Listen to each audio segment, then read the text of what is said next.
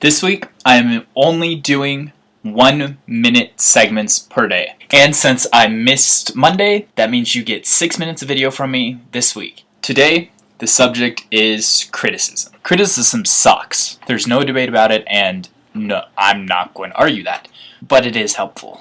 It has its place, and sometimes you just have to hear when you're doing something wrong. I think artists take criticism harder than normal people. And by artists, I really mean me. Anything we make, even if it's shit, is from us. So when we're criticized, it affects us even more. Though it does suck, it does help improve things. Winston Churchill said, "Criticism may not be agreeable, but it is necessary. It fulfills the same function as pain in the human body. It calls attention to an unhealthy state of things."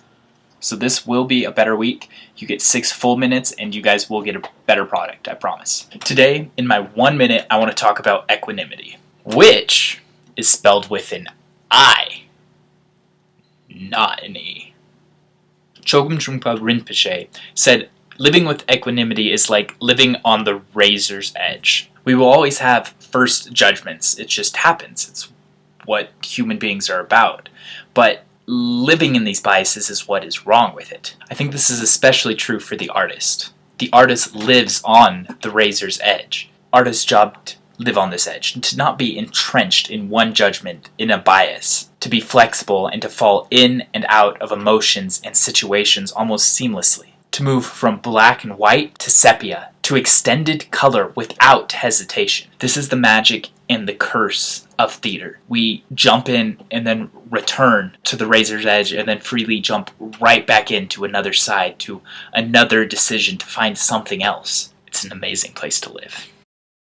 Good morning, it's Friday, way too early in the freaking morning. Today you get 2 videos from me because I was too lazy at 11:30 last night to do a video, so I'm doing one right now. Those of you that know me know that I started undergrad as a religion major, actually, religion theater, and religion was something very important to me. The idea of religion still fascinates me. It's this gathering thing, this unifying thing that makes life better. Side note, usually, unless you're blowing people up, crusades, or other violence in the name of God. And I also feel like that about theater. So an interesting place for me to do research is this crosspoint between religion and theater. I mean, there's the obvious answer of sacred spaces and sacred performances and ritual, but in the everyday, how do you take theater and make it more religious? How do you implement religion into a Chekhov or a Shakespeare or a Neil Simon play or something like that? The next section is my assignment for Leany.